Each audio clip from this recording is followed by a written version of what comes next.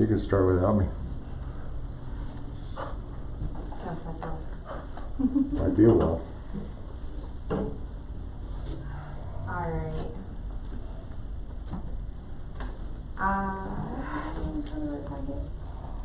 There we go. I call to order the meeting for November 17th at 7:07 p.m.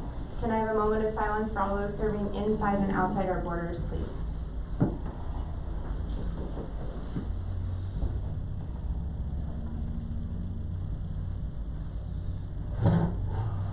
All right, will you please stand and join me for the Pledge of Allegiance? I pledge allegiance to the flag of the United States of America and to the republic for which it stands, one nation, under God, indivisible, with liberty and justice for all.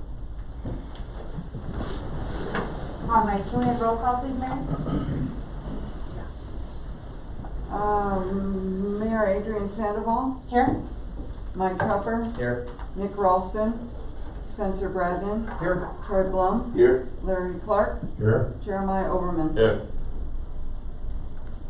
All right, can I get a motion to approve the agenda, please? Move to approve the agenda. Second. I have a motion and a second. All in favor? Aye. Opposed? Motion carried. Audience participation. We don't have any audience participation. Moving on to the approval of the consent agenda, which includes the minutes for the November 3rd regular meeting of the Board of Trustees, the minutes for the November 10th special meeting of the Board, October financials, and October pay bills. I make a motion to approve the consent agenda as presented. Second. I have a motion and a second. All in favor? Aye. Opposed? Motion carried. Action items. We are going to start with a public hearing. So at this time, 7:09, I'm going to recess the Board of Trustees and open the public hearing. And I will ask Mr. Rankin to... With me tonight is Melissa Kidder, Town of Platteville. We just presented to the Planning Commission this proposal to amend two zoning districts in the Town of Platteville. One is the residential estate, the second be agricultural holding. I'm going to turn over to Melissa to summarize a specific amendment request, but I want the board to know, for those who weren't here, the commission, that this is a staff request stemming from Melissa and I meeting with some property owners on State Highway 66 earlier this year. They're in the process of annexing in Platteville based upon some Q&A with them about Platteville zoning regulations, what may fit their property. Melissa and I took a kind of deep dive and a hard look into the zoning regulations, what would fit, and it made sense to make some changes, not to cater to them or other property owners, but they seem to be very practical changes that we want to present tonight for your consideration. So I'm going to turn over to Melissa. All right, thank you. Yeah, so again, as Troy said, we're modifying agricultural holding and residential estates. So I'm just going to walk through my staff report. The first item that we're changing is the minimum lot area to go from 40 acres to 5. Again, what Troy had spoke to before is that we are, it's impractical that we may see, and we are, this is a good example that he gave us of property that's well under 40. It's like 6 or 7 acres. So we're likely to see that through maybe a subdivision exemption in the county. So we wanted to make sure that we could accommodate them. We also wanted to make sure we modify the maximum building height, which right now is 30. And so we differentiate it into 3 different categories so that they match better with what we see in our agricultural kinds of properties. So we have a 30, a 50, and a 75. And that 75 matches the industrial zone district for our silos, for example. That was one of the things that made us change that zone district. Is there any height restrictions? So what is that? It's the maximum. These are maximum height restrictions. Oh, these are the height restrictions. Yeah. These are the maximum, and then if by Yeah. chance they want to do like a 90-foot silo, then they have to go to the Board of Adjustments. But this will, right now, it's too restrictive for farm type properties. And then, let Melissa finish up, just a couple Yeah, I others. know for like Bay State, that we went to 75 feet and accommodates those silos, which they seem big to me. So I imagine in most cases that will be enough. We're also removing the 900 square foot restriction for accessory structures. Again, it's like in an agricultural setting, frequently accessory structures are much larger than that. So that's our recommendation, is to remove that restriction. And then finally adding, caretakers, caretaker residences to the zone district, which are typical in a lot of agricultural settings. And with a minimum of a 5-acre lot, you know, it could be much larger, there's plenty of room for additional parking or whatever the impact may be. So those are the changes to the agricultural holding zone district. And then our residential estate, we're recommending that we go from 1 acre down to half an acre in size, which actually our subdivisions that are RE do have half-acre lots, so it brings a number of lots in town into compliance with the zoning, which is always a good thing. We have a few here. I think there are 2 of them that address animals. So you would have to have 2.5 acres to accommodate a horse. So if they're agricultural properties, you know, even though the minimum lot area is half an acre, you need to have 2.5 in order to get a horse. So that would be consistent with our, the rest of the code. And then commercial stables also would need to be at 2.5 acres. So those are, the next one addresses garages. And right now, you have to have a conditional review use permit to get a private garage that would house more than 4 vehicles. We think that that's not uncommon, as you all know. So we are recommending that we remove that restriction and allow that to be used by right. Then we're talking, the next 2 are about really kind of commercial enterprises and activities that may happen. We're suggesting right now that we remove the requirement for a conditional review permit for a agricultural commercial enterprise. And I spoke to what that means in the previous hearing. I can do it again if you need it, but you know, I think that would be our recommendation, is to remove that, and also for commercial stables. So that gives people a little more a little easier way to establish those uses in the town of Platteville. So with that, the planning commission did hear these recommendations, and they passed 2 resolutions to the board for your consideration. And with that, we are recommending these changes to the code based upon the 2 ordinances that are before you this evening. So I can answer any questions you might have. That's the end of my presentation. Any questions?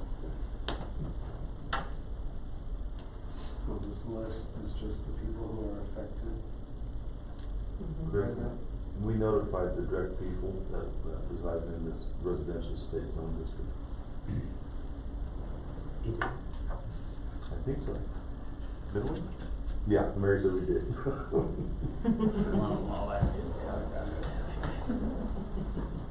Because we wanted full disclosure. Typically, back in 2011, we did a town-wide rezoning. We didn't do that, but we're looking at a specific zone district. It was worth sending out notices so people are aware. And sometimes notices aren't in plain English, so at least they can come here if they want. They can listen to Melissa's report and my reasoning. Trying to make it easier for them, and it still fits Platteville, in my opinion, of what we want, you know, our town to look like. Perfect. Anything else? All right, at this time, I will close the public hearing, 7:16 p.m., and reconvene the meeting of the Platteville Board of Trustees. Moving on with Ordinance 792. Entertain a motion. I move to approve ordinance 792, an ordinance of the Board of Trustees of the Town of Platteville, amending section 16-2-40 of the Platteville Municipal Code to add permitted uses, modify dimensional requirements, and modify development standards for property in the agricultural holding district as presented. Second. I have a motion and a second. All in favor? Aye. Opposed? Motion carried. Moving on, ordinance 793. I move to approve ordinance 793. An ordinance of the Board of Trustees of the Town of Platteville, amending section 16.2-60 of the Platteville Municipal Code to add, modify conditional uses, dimensional requirements, and developmental standards for property in the residential estate district as presented. Second. I have a motion and a second. All in favor? Aye. Opposed? Alright, ordinance 793 is approved. Moving on to resolution 2020-18, a resolution of the Board of Trustees of the Town of Platteville certifying delinquent municipal charges to the Will County Treasurer for collection pursuant to CRS section 31-20-105. Mr. Rankin. Thank you, Mrs. Mayor. Each year, the town typically brings this resolution from the board this time of year for delinquent utility accounts over a certain threshold. Mary primarily works on this one. What's the threshold that we? It's a, it's a time limit. It's a time- We don't really go by a dollar figure. But if somebody, say only had sewer usage and it was just a small amount each month, it wouldn't go Okay. to the county. Most of I think the lowest is in the $300+ range usually. I don't think thank you. I don't think we've ever done this with anybody below that threshold, but, there's 4 counts this year. We try to reach out to all 4 to keep them off of this resolution, but, they did not respond, so this is the only legal way we can to, obtain those fees back to the town for the utility fees that go to the property. So, and each year then, once property taxes are paid, we'll get them back. We don't have anything else to add. I think one of these may be a foreclosure. There's another one that is pending sale, but because of COVID, that's been held up. And then, one has been on here since before my time. Just never pays.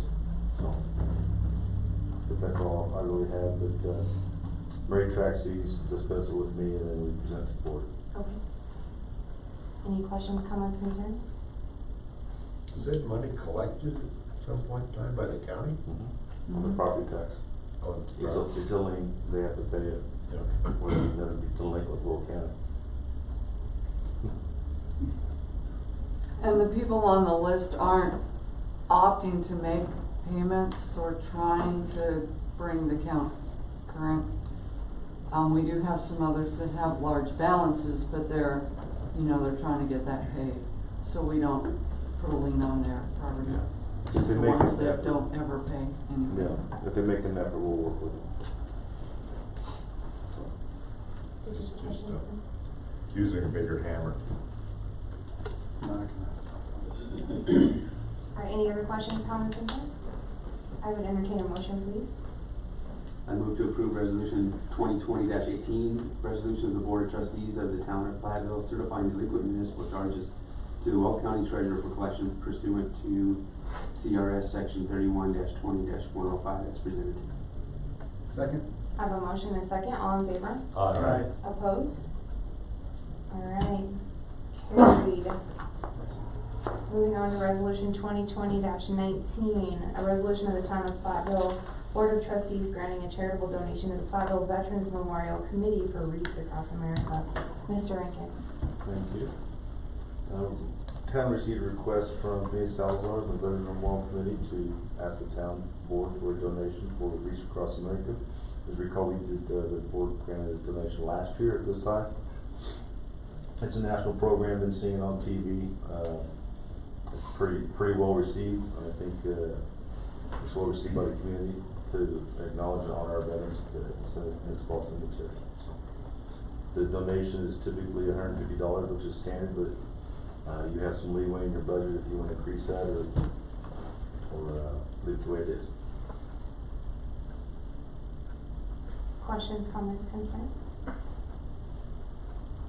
I helped with this last year, we loaded these up in the trailer and then went out there to the cemetery last year, and it was, a lot of people came out to it, and it was very, That was a lot of people. just emotional to see all the veterans. I think there's like 240 veterans up there in our cemetery, so it's, it really, is an awesome experience to go through and to be able to participate with this, so, yeah, it's a good thing. Any idea how they're doing with their donations?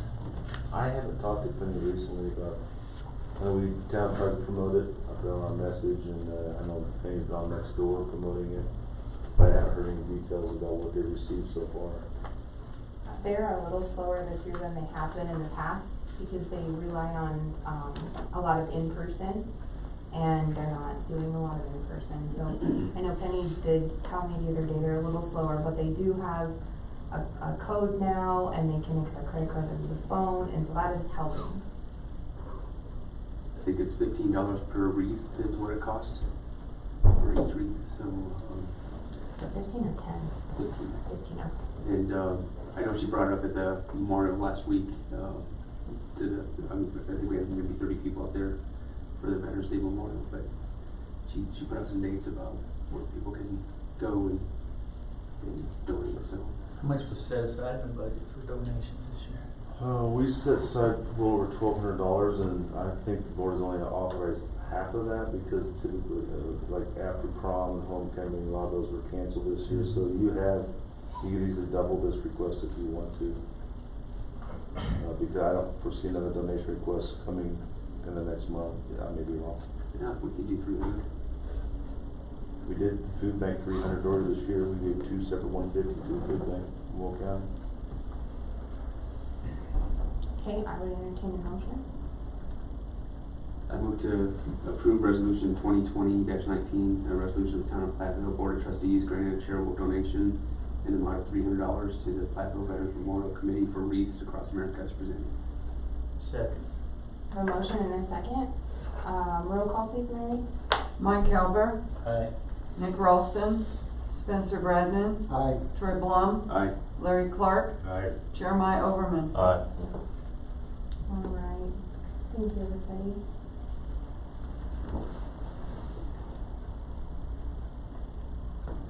Moving on to the F, purchase update, 100 North Division Boulevard. Mr. Incan.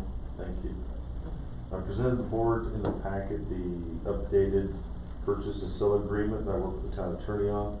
I summarized my staff report that since our last meeting last week, I met with Linda Moorhead, one of the sisters. Her sister, Susan Dinas, wasn't present, but Linda communicated with Susan.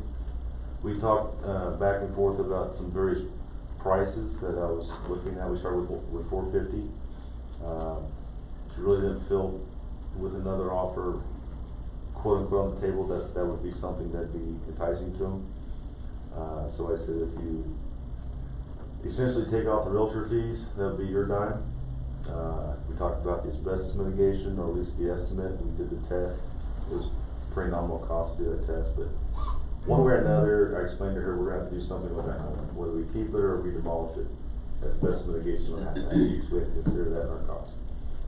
So I made a tentative offer of $475. I told her I would not go higher than that, and I tried to get a little lower, but that wasn't going very far. She really wants to sell it to the town, her and her sister. She called me back within about 2 hours. She told me she called me by yesterday, but she called me back 2 hours Wednesday morning. I got to know Linda and her sister a little bit. They like what the town's intent is with the property. They like the expansion of the community center and the recreational piece. They would like something named after their parents, and I think that's something we could definitely do, imagine in the future when we could develop over there. And the last thing she said is she wants to not be a business partner with her sister anymore. She just wants to assist her. She's happy to sell this to the Town of Platteville because of what we want to do with it. So that's my update. Any questions, comments, concerns? So is that contract finalized? Is this going to closing, or I'm sorry? is this contract finalized? once you authorize it, there's a list of dates that Kendra and her, Linda Moore. I'm sorry, I didn't read all that. Yeah, there's a list of dates, so, there's an earnest money deadline, which is this week, so that's $5,000. And then, November 30th, is the record title deadline, there's objection deadline December 1st. So various deadlines as far as these kind of transactions, but the closing date is Friday, December 4th, and that will be at Heritage Title Company. And like when we bought the property from the fire district next door, I'll represent the town, meet with them at Heritage Title, and I'll sign the documents on behalf of the town.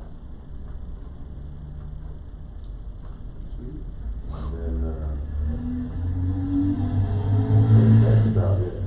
I did have, since the last meeting, had David contact Central Rural Water Conservancy District to verify that the well is allotted for 10 acre foot of water, and I think last year they had 5 acre, 12 acre foot, and then 5 acre foot they did pump, which looking at basic irrigation, I mean, that gets by a couple small fields or a community garden. So if you were farming that 4 acres on a regular basis, not enough water. But for irrigation, I think it'd be fine. It helps. Is the house going right, so, I'm sorry. is the house going right, so we don't have to do anything, or do we have to go in there and We'll probably have to go in there. keep heat in the house and all that kind of Yeah, stuff? probably have to go in there. She leaves a bleeder on, so she's thinking about it. They don't want anything to happen to their home, because it's still theirs. Right. So when we were there, she was very strict on closing the blinds, turning on the porch light, bleeding the lines for the water. But, yeah, it's a nice quaint farmhouse. And future conversation discussing about what we wanna do with that property. It's on a great location for that property, so, I know there's a lot to discuss in the future. So, that's all I have for an update, and, I'm asking the board to, authorize contract. Any other questions, comments, concerns? One thing I have is, this changed our detention pond plan then for that? I'm glad you brought that up. The detention pond, I didn't turn it off. But right now, and this is a hard map to see, but community center of the Niners property, it's like a rectangle between the two properties, because there's a current pond over there behind that east ball field. Basically, we're gonna enlarge that. Basically consume the entire outer perimeter of that ball field fence. So there was some discussion about making it narrow and going rectangle across both properties.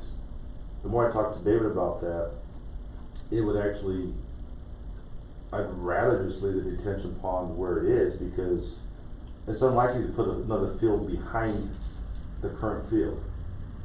That probably is more dead space in my mind, so it'd be better for detention. So north, you're talking about the north side of the field, Yeah. basically, right? Because where I saw the cones laid out for that detention pond was due east of the field. Yeah, that outer fence, so it's a narrow section that goes, it's basically a kind of a, not quite a U shape, but it curves around the outside perimeter of that fence of the east ball field. That part does it still make sense to you to put that there? It does, because I don't see us, in my personal opinion, developing something where we're walking behind the east ball field fence to a field to do something. I think we'll do something more on the Dynas property side along Division. That's what I'm envisioning. Immediately north of the Dynas house, that 4 acres north of that. Is it adjacent? Isn't it? I'm sorry? I thought that these were touching. I guess I'm confused, but I'm good with it.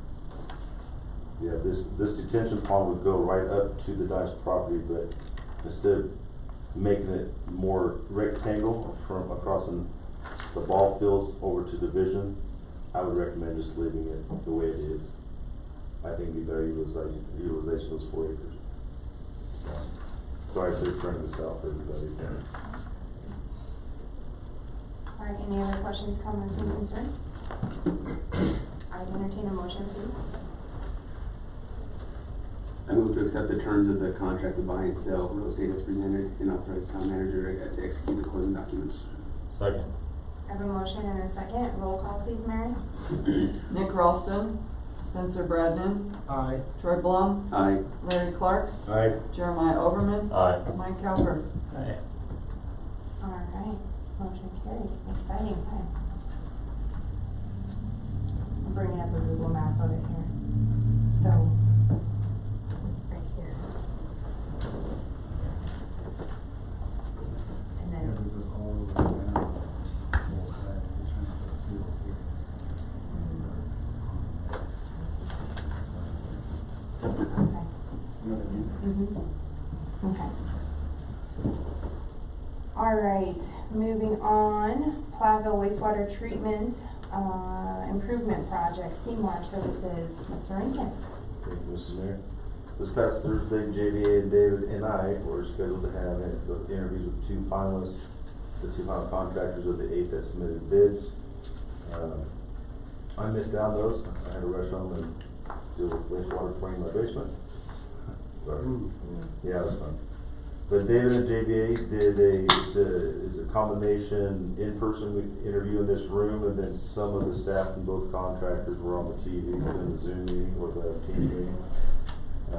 David briefed me on Friday how those went. Talked to Simon Farrell, who's our lead with JVA. And Kevin Tunn, the principal or the president of the company, was also part of that. Ultimately, my conversation with JV and David, all the contractors were very well qualified. They gave prime or great examples of projects they've done for wastewater specific. Some more focused on wastewater than others. Some were kind of more like generalized contractors. They did water systems and other types of utility infrastructure. Moltz and the second one, Standing Construction. JVA has worked with them in the past. They're currently working with them both on separate projects in the state of Colorado. Moltz, tell you a little bit why their bid was so much lower, is they're based out of Windsor. Their foreman for this project lives in Milliken. A lot of their overhead cost is putting room and board and travel time for their employees to go to sites. So they were able to substantially reduce their overhead. Plus, this was kind of a time of year, it is a time of year where they didn't have a major project going on to fit our timeline. So they were hungry for this project. That's why they gave such a good price. That's why they're so much lower than the other ones. That doesn't mean they're cheaper, but they'll do less of the job. That's the primary reason about their price, what I call discount. What I understand during the interview is both companies were asked specifically to name the specific people assigned to oversee these projects. So that makes a big difference with working on these for a year and a half project. And they had to commit to those people. And they felt comfortable. They really like the foreman for Moltz on some of the projects. It makes a big difference with them where you can communicate, you get along, there's no headbutting. They give you suggestions to help not cut corners, but cut costs, which is huge to us in our pocketbooks. So, Do we have those names?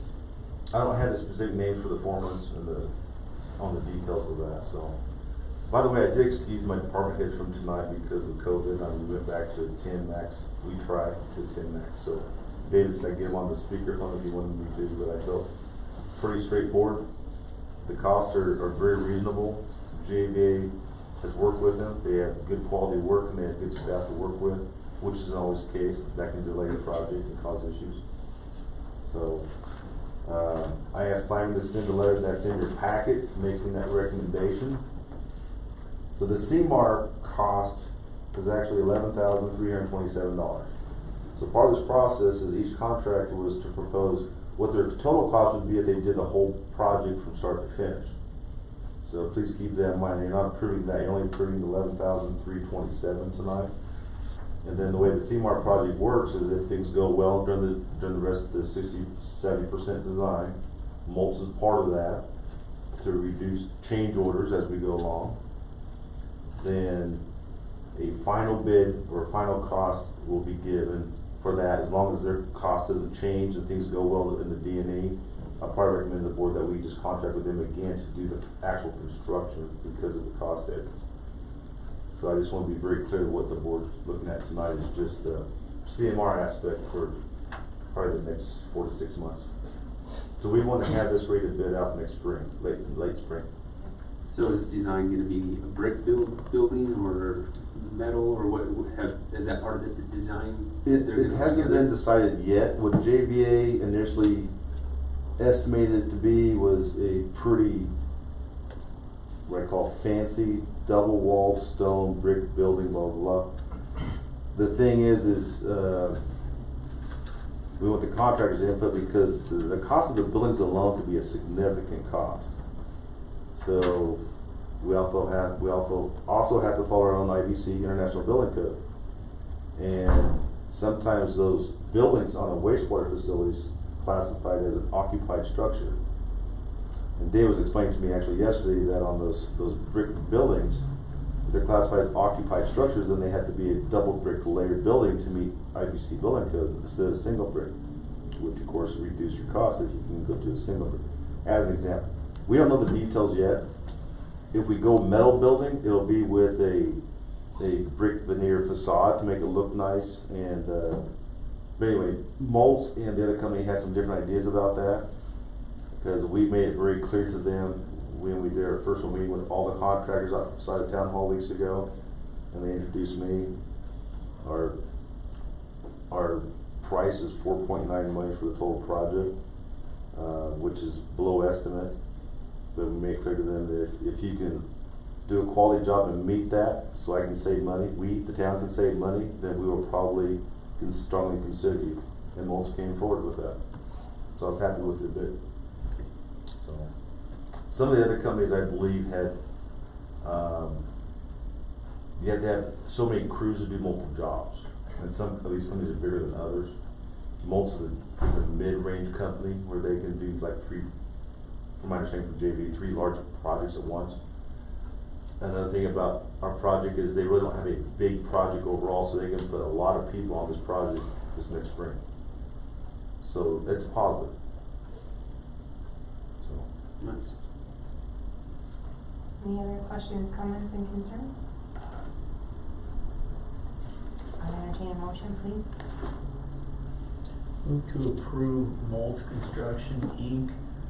for the design phase services for the Platteville wastewater treatment facility project and issue a notice of award for CMAR service upon approval.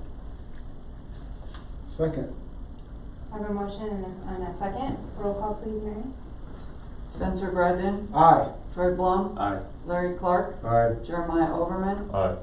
Mike Cowper, Aye. Nick Ralston. Fabulous. One step closer. Moving on to Platteville wastewater treatment improvement project letter agreement for final design, JVA Consulting. Mr. Rankin. So this side goes hand in hand with what we just talked about. Now that we approved the CMAR, JV is wrapping up 30% design, which we're in the current contract with, and that should be done by the end of this next month. But then they want to not pause and go right into the 60% design, what they call it. So that is a cost estimate. It's based upon budget. They're just breaking. It's at basically $500,000 to do the overall beginning. So they gave, I think it's $121,000 for the 30% design. This is then basically double that for the next part of design. Then we'll have one more after that for final design and project oversight, which will be next spring. But it ultimately fits within that budget that we have in our wastewater plan. So Simon sent this to me as well at the end of last week. I had Mary put in the packet. I just don't want to procrastinate. I want to keep this ball rolling, so to speak. We don't need to shop this around. I want it because right now, and I talked to Dole about it because we're also looking at grant opportunities. And Robert Thompson and Chris LeMay is the original manager for Dole. Robert Thompson deals with the financing. So I make sure we have our ducks in a row. And he said with such a large project, it could be costly changing midstream unless you feel there's an issue. Dave and I have worked with JVA since 2011 when they initially updated our wastewater utility plan. And they've got some really good references. They're very well known. And I feel, and I even talked to Steve Bethers, our engineer, about their cost, and he thinks their costs are very reasonable for what they're doing for the town of Platteville. So I'm trying to protect our assets as well too. So I would like to continue with JVA and not change engineers administrator. One reason I bring it up, because I believe JVA mentioned that could be, we would look at that potentially when the design came up, so. Yeah, and I've been back and forth with Dola quite a bit in the last 2 days about, so we also have that $1 million grant submittal, and they're putting together their proposal, or their recommendation to the Dola committee, which is 11-pound committee, and we're looking at going, JVA, Dave and I'll probably go in front of them, it'll probably be virtual here in a couple of months. And the key to this, and since we're talking about wastewater, is the design is one thing, but we're also working with the SRF loan with CDPHE, and it's all about timing, because DOLA wants to know, when are we going to get our loan acceptance? Well, we can't tell them that. JVA submitted on behalf of the town the preliminary engineering report, which was a pre-qual with CDPHE, which we received for $5.5 million. We have a letter documented that from CDPHE. It says the town of Platteville is financially stable. We increased our rates at the beginning of last year, based upon utility study, all those details. So I'm trying to tell DOLA, we don't have a set date. January 15th is when the next cycle for SRF funding becomes available. We're going to hit that date. So it's going on simultaneously, because the committee with DOLA wants to know, did you get your funding? Well, SRF wants to know, did you get your grant? So that's what we're juggling right now. And I don't have a definitive date answer for either one of them. But they understand what we're doing. Because my meeting with DOLA a couple weeks ago with, it's a conference call with Robert Thompson and Chris LeMay with David, is that depending on the SRF funding timeline, they were thinking about pushing our application back to the August application deadline, and we said no, we're gonna miss the boat, because we want to break ground in June. So I thought JVA was gonna head up the grant writing and. they do all the behind the scenes paperwork. We're actually writing another grant as we speak, because one came up that could maybe be up to $200,000 at no match. That's another one that came out CDPHE. But I'm the figurehead for the town on this project as a project manager, so I'm the one that deals directly with DOLA. So when DOLA's asking all these questions, I literally email JV or call them, say, what's my answer? I'm paying you to give me an answer, and I give it back to DOLA. And DOLA knows I'm doing that. So I'm a wastewater guy. I just gotta pay for it with you.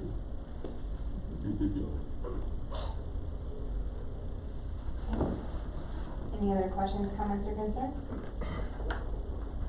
I'll entertain a motion, please. I move to approve the Platteville wastewater treatment facility improvements project letter agreement for final design with JVA Consulting Engineers as presented, and authorize the mayor to execute same. Second. I have a motion and a couple seconds. Roll call, please, Mary. Larry Clark? Aye. Oh, I'm sorry, Troy Blum? Aye. Larry Clark? Aye. Jeremiah Overman? Aye. Mike Cooper? Aye. Nick Ralston? Spencer Brednan? Aye. All right, motion carried. Moving on to the trash collection fee discussion. The B&C Refuse, Brad and Carolyn DeRue. Mr. Incan. First, I want to apologize to Brad and Carolyn. I'm going to speak backwards so you can see the board. I should have put you on public comment, so you didn't have to sit through the entire board. Oh, no, it's Okay. interesting. I was interested in the Dynas thing in particular. We grew up with those girls, and Glenn did a lot of work on our trucks. Oh, really? When he was Yeah. still in business. So it goes back a long way.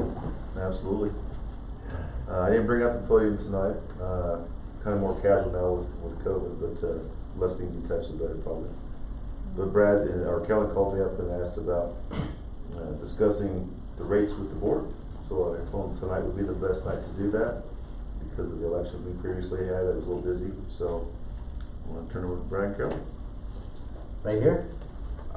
Sounds good to me. You're perfectly fine. Got a pistol? You can sit, sit and talk to us. Okay. Well, one thing surprising, it's been 2 years since we came to visit with you. That surprises me and her a lot. I didn't realize it was that long. So 2 years, a lot of things changed. So hopefully it finds everyone well. We've all had a lot of change in 2 years. And sometimes we get isolated in what we do for a living, or we all do for a living. I wanted to, first, before I present anything to you, just kind of give you an idea that it directly and indirectly affects us, what has occurred. There's been a huge aggression by the worldwide and nationwide companies. In 2018 was the most aggressive year of acquisitions in the last over 20 years nationwide. I mean, getting gobbled up like crazy, all the independents. Started out with a company called GFL, and they originated in Canada. It's called Green for Life. And they, just here in Colorado alone, and the acquisition amount is in the billions within the United States. But here along the Highway 85 corridor and I-25 corridor, it's, once again, it's indirect but direct. And the numbers they're talking are so huge. They bought Alpine Disposal, and that was $146 million. They bought Bestway in Colorado Springs, that was in the 70 million range. So that gives you an idea. I can go on. And prior to that, those companies had already acquired a lot of small ones prior to that, so they could make money selling them to the bigger boys. So it's come down to GFL, Waste Management, Waste Connections, Republic, anybody I missed? B&C. Nationwide, you know. Yeah, nationwide. It was supposed to be funny. Troy laughed. Western That's- Disposal gone? No, Western. no, not yet. But there's another one that was just bought this morning. It shocked us. So I'll just kind of give you a quick overview so it doesn't get too lengthy. But that was after GFL and Waste Management. They continued to acquire people all over the place. And then here now, bring it in a little more direct. I don't know if you're all aware of Northern Colorado Disposal, which is out of Greeley. Yeah. He's a pretty good-sized independent, and he tried to get larger, and it kind of backfired because he kept dropping rates, which you can't do. And the reason these big ones are getting more aggressive is because they can buy parts and poly carts and just every single thing for much less than the rest of us. Now when the COVID hit, we can't get parts for our trucks. It is ridiculous what we're going through. We've got 3 in the shop right now that can't move, and it's all due to parts situations. So we have to get through local rebuilders in Denver, or we do everything locally. We've had to go outside of that. So it's made it harder on the independents, so they're more apt to sell. So Northern Colorado did get acquired by Waste Management, and that was a year ago last April. And that was really impactful. Waste Management did not increase the rates for the first year. Then the second year they started increasing. I'm not just referring to residential pickup, but we're talking about the commercial from Kersey to Windsor and all over the place. So indirectly that affected us with our pricing, but we saw a trend. What they're going to are polycarts. That's it. We are the last one now in the entire Weld County to offer basically what we call unlimited trash. In other words, it's been our niche. We do not want to change that, and I'm sure you folks don't want to change it either, because a polycart is 3 feet tall, 2 foot 2 inches wide, and that's where you live. That's it. That's all you got. If the lid is even open at all, you're charged extra. Each bag outside the polycart is between $3 and $5. Pretty good. I know Troy's probably found out some of this. Kersey was recently, the contract was given to GSI out of Fort Collins, and they have about 114 trucks until this morning. They were bought out. It just shocked us. Well, we knew it was coming. It's a family. The 3 guys that started it are in their mid-70s, and things aren't going too well. And they have 20-some family members working within it, and they didn't trust them to take it over because I talk to them quite often. And so they sold. The reason I tell you that is because they acquired Kersey, what's it been, 10 months ago probably? 11 months, it was January 1st. And Kersey's been calling us like crazy, people within the town, to come pick up trash there because they went out of the contract because it went to this polycart situation. You can't even just put a bag out. You have to buy the bag from GSI. I don't know how that'll change now as of this morning, because Republic, did I mention Republic when okay. Republic, if you guys, out down by the airport, the landfill, the Republic landfill, Republic has become very aggressive throughout our area. going through Denver. It's so amazing to watch them move, each one of them in their own directions.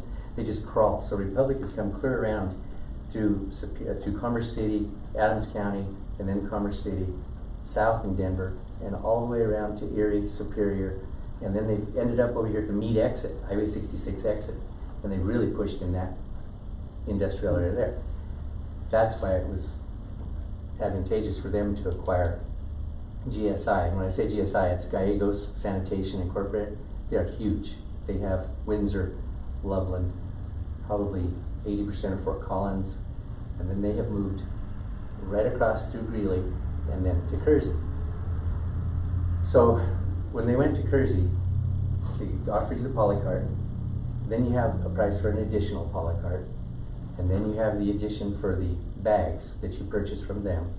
Waste Management and Republic, each bag, like I said, is between $3 and $5, and then if you have a small chair, which we pick up these things all the time, they're $41.60 per item. Mattresses, a lot of people we let slide through mattresses for free, or it's $10 or whatever. These guys are $41.60. And one other thing that's changed so dramatically, so I can get to this, at the landfill they continue to increase us, but if you take a pickup up there now, you're paying $90, $95, and you can't even get it up to cab high. So that kind of tells you where this is going. Not very many independents left. I just described what's happened nationwide here. It's shrinking. But we have no, you always have concerns, but we don't have that much of a concern because of the loyalty factor in our working area. It's just incredible. We have a saturation rate of about 86%. And we very rarely ever have anyone call to cancel on us just due to that loyalty situation.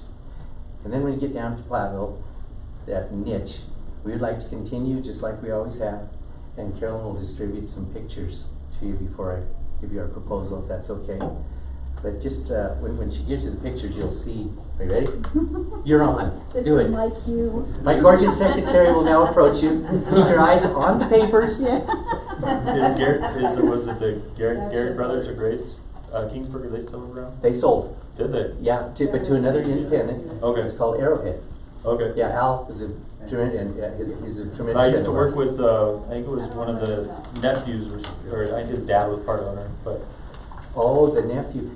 Would it be the nephew? I don't know. But he had a stepson, and they kind of got into it. Yeah. Well, thank you. But yeah, they got bought by Arrowhead, which is in Fort Morgan, Wiggins, Orchard, that area. Okay. So they found it advantageous to grab Gray Brothers on this side. Oh. But Al, like I said, he would run routes for us if we ever tried to get on for a day. That's what the gentleman I worked with. We were both engineers, and on the weekends he'd go to work with them.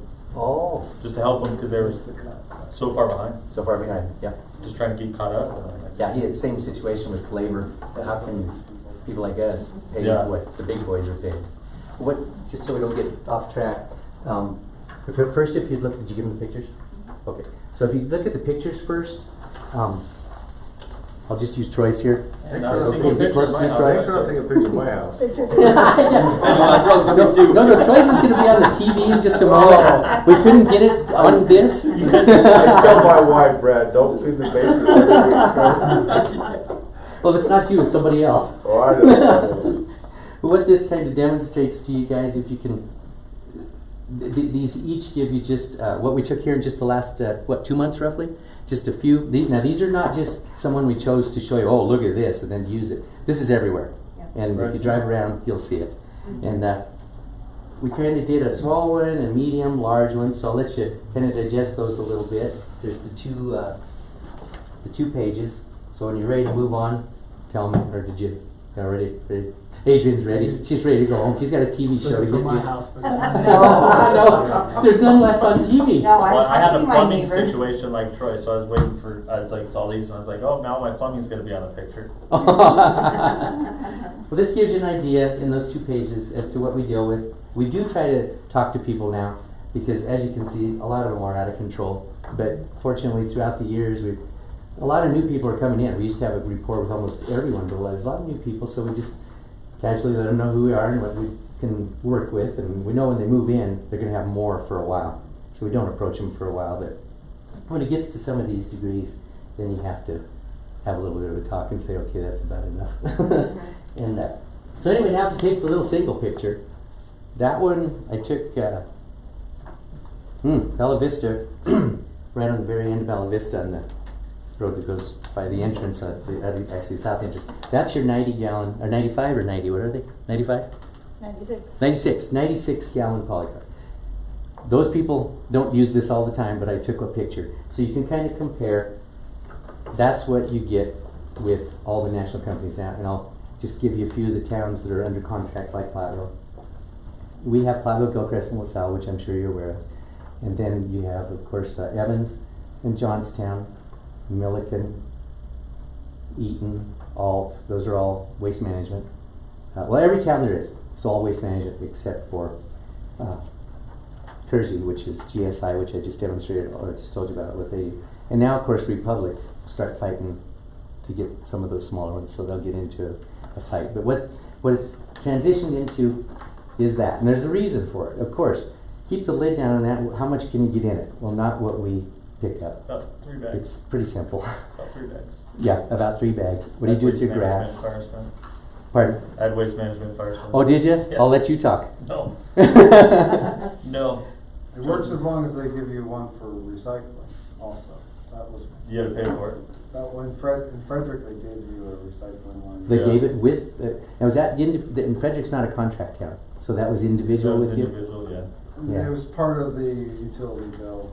Oh, it was part of the utility When we were in bill. Frederick, that was in Firestone, it was all we were billed individually. Yeah, that's what I was thinking. By But car. the only way, I'm only pointing that out to say that you can make it work if you have a place to put, you have to. If you have another cart. Right. And I agree with him, I haven't heard that of any of them. It's usually at least $8 a month for a recycling receptacle, and then they pick that up on a every other week basis. It's not weekly along with your trash, correct? I think that's true. Is that what you experienced? Mhm. Yeah, it's every other week for, and And some of them are going, They gave you like a point system too for your recycling. oh, I'm not aware of that. Yeah, it didn't amount to much. Oh, well, a lot of them are going to once a month now on the recycling also because there's no place to take it. It's just, what are you gonna do with it? So then you back to the poly carts. Then my route takes me in through Johnstown on Mondays. I see so many houses with 3 poly carts. So they're anywhere from $5 to $8 extra on top of, for example, Eaton. A good example would be Eaton at 19 plus any additional poly cart gets you to 24, and then the additional bag thing. So say if you had 2 bags on a weekly basis, and you had 2 bags, that's $6 weekly. If you had the 2 bags then each week for the 4 weeks, then do the math. That's 24 additional on top of the 24, so you could be up to 48. But that's the whole objective, is to give you the introductory smaller price, and then boom, what am I going to do with this stuff? So I guess that's enough of you all to understand what we're talking about. So with us, we don't want to get to anything like that. What we would like to do is, polycarts do cost a lot of money as well. The big boys get those polycarts for probably $40 to $60. To us, it's $100 to $120 because you have to have your own color, put your logo on them and all that. So we'd like to just continue the way we are. And the proposal then, did you get that? Oh, forgot to tell you this. The 2 sheets that Troy's looking at now, in 2019, Waste Management raised this 6%, and then they raised this again in 2020 this year, August 1st, another 3%. So a total of 9% increase. We did not want to approach it in 2019, and we haven't in 20, so we've absorbed August, September, October, and November, 5 more months. So that's 17 months that we've absorbed the 9%. Or it was 6% for the first 12, the additional 3% for the last 5. So a total of 9%. So that's what our contract does stipulate, is that we can approach you with the equivalent of the increase of what Waste Management increases us. So 9% of what we charge now is $1.84. So to round it off to get it to $22.50, it'd be $2.05 would be the increase. So the total would be $22.50 a month, and that's for what we pick up, and it still keeps us lower than when you get to your polycart, another polycart, maybe another one, plus the recycling perhaps, and then any of the bags and so forth. And you said that was $2? $2 increase. $2. $2.05. It's Our current rate's $23, isn't it right now? We get 2045. $20.45. It's what we get. I think there's a small admin fee Okay. Yeah. for the paperwork process. So yeah, yours would be more you would see more, but we see the 20.45. So we're gonna do the $2.05 to round it off at a 50, so it'd be $22.50. So the raise would be the $1.84, the 9% plus 16 cents, just to get it to the even number. So that's what we were hoping for, 205. Okay. Hopefully with what we said, it's all Troy's now. No, Brad, quick question. I know, just from living here these years, Platteville, LaSalle, and Gilchrist are your primary customers. Are our rates the same as Platteville or Gilchrist and LaSalle? Yours is about, what is it, $1.50 more, or not? Or is it Platteville $1? and Gilchrist have always been really close. Yeah, Platteville and Gilchrist. LaSalle's a little LaSalle. cheaper. And the reason, so I can directly answer, freight. Sometimes you have to come with 3 trucks. So you're looking at 10 miles extra and back is 20. Times 3 trucks, 60 miles. 240 miles in a month. And that's what it takes extra, and that's why there's that extra. Well, for example, right now LaSalle is $20.50, so it'd be $2 more to $22.50.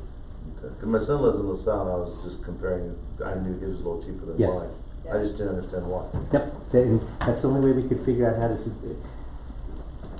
Right now, the diesel's low, that it didn't used to be. Yeah. But also just the wear and tear on the trucks of 240 extra miles per month. It's incredible what we're experiencing with the mechanics. We just took one to Kenworth. It's there tonight, and they're 195 an hour.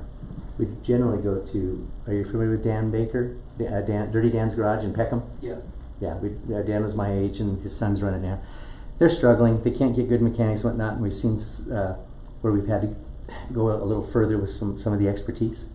And they're 110 an hour, but whenever we get to 22.50, and then the extra mileage, if that's a consideration, then these guys are charging a lot of money, and the parts are out of control. We just, today I was there, I opened up the box for a new fuel injector pump, and it was $1,450. The last one was $950. A couple of years. And we're seeing that just, and if you can even get it, like I said earlier, you're happy. How much do I have to pay for this? I don't care, it's here. But yeah, the parts situation, filters, that's one of the craziest things. We change our oil every 100 hours, which is beyond recommendation, but the longevity of our engines is a lot longer. But we're finding out that these big engine situations, we just had a transmission situation. I'll just tell you this real quick, and that's it. Transmission, luckily, we changed it when we did. The core would not have been a deposit. They wouldn't give me the deposit. That transmission alone was $21,000. That's just for that transmission. Now we got to get it in and out of the truck, and that's about another $4,000 of labor. So the numbers, instead of it used to be $10,000 for a transmission change out, is now $24,000. The truck that I drive, it's a $26,000 engine. That's just the engine. The one that she drives is $31,000 because of the emissions. These engines are out of control with these emission restraints. I don't know if you all know. They derate themselves. They plug the emission, the filters. If you don't take care of that properly, that component alone is $8,000. So if you have diesel engines, or if you're thinking of getting one, don't get one. Because that's what the restrictions that they have on the diesels now compared to gas. But anyway, our prices have gone extremely high with that type of thing. But So Troy, on this motion, do we want the fee that we are gonna be charging? And what would that be? Because right now our fee that we pay BNC is $20. $20.45. $20.45. I think you're right there. So it would be $20.45 to $22.50 is what you're asking? yeah, $2.05. Just to get it to that $22.50, it's better than But that's not what we charge people on the utility bill, so if we change the motion to just add $2.05. Exactly. Okay. Okay. And then, I just want to make one comment. I know we've had our talks, especially this year, as in former family members that are driving you crazy this summer because they just. I get about, cause I went out, I bought a couple of these 96-gallon ones, and I learned the hard way that if you bag it, then your guys can take out the bag and not have to lift the whole darn thing. But when people just dump everything in there like wet grass, you have a huge issue. So we've had some conversations because it kills their backs as well. Well, to explain that as to why we can't lift them, just because I'm sure they picked yours up and yours up with a truck.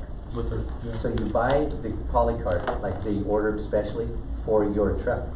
So these manufacturers, when you go to Home Depot and buy one, where did they put the bar? Now the bar, if you notice, is on the bar. Where did they put the bar? They just put one on there.